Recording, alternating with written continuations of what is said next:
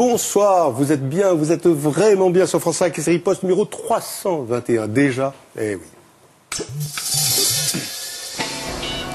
Donc, Olivier Besancenot, bonsoir. Bonsoir. Alors, je suis ravi de recevoir aujourd'hui le seul homme politique à progresser dans les baromètres. Politique, vous savez, les sondages, là, que vous lisez attentivement quand même. Hein.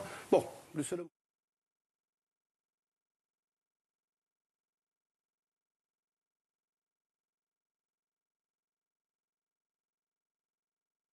Le système capitaliste. Alors j'ai dit que vous étiez très les gens vous aiment bien, comme ça les sondages le prouvent, et puis on le sait quoi. Mais vous faites quand même pas l'unanimité. Avant de rejoindre nos autres invités, je vous propose d'écouter le sociologue Jean-Louis Missika. C'est son droit de riposte. Regardez.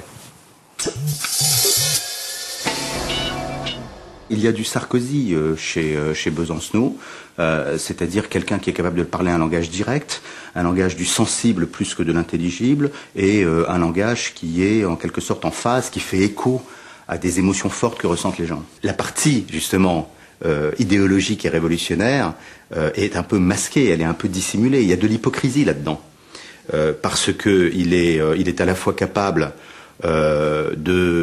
d'affirmer la nécessité des luttes sociales, mais il ne va jamais jusqu'à l'idée de la lutte armée, il n'explique jamais ce que c'est qu'une révolution violente. Or, le dilemme est toujours le même, réforme ou révolution, démocratie ou dictature.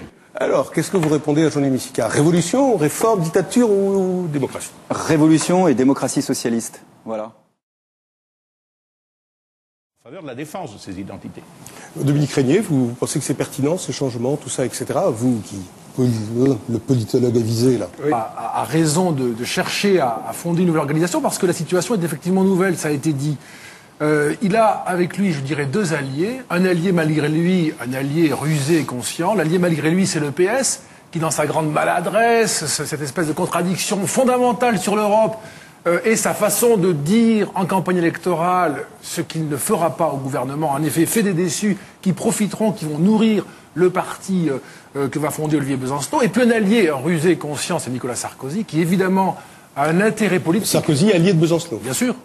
Bien sûr, mais je pense que Olivier Besancenot le sait très bien. C'est-à-dire que Nicolas Sarkozy a intérêt à ce qu'il y ait une gauche au PS qui pompe le maximum de suffrages pour empêcher le PS de pouvoir un jour prendre le pouvoir. Ça s'est fait en Allemagne avec le parti de la gauche, le Linkspartei, qui depuis maintenant 2-3 ans fait 10% à gauche du SPD et qui oblige le SPD à s'allier avec la droite ou bien à ne pas gouverner et à laisser la droite gouverner toute seule. Et vous dites que Besancenot est conscient de ça. Je suis sûr qu'il est réponse conscient de de ça, c'est de la Besancenot. politique. Alors, sous-marin de Sarkozy? Sous-marin. Non, enfin, allié. Allié, oui, bien sûr.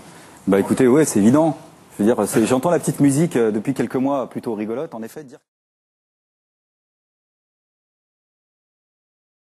Le politologue avisé, là. Oui. Le politologue avisé, là. Oui. Le politologue avisé, là. Oui. Le politologue avisé, là. Oui.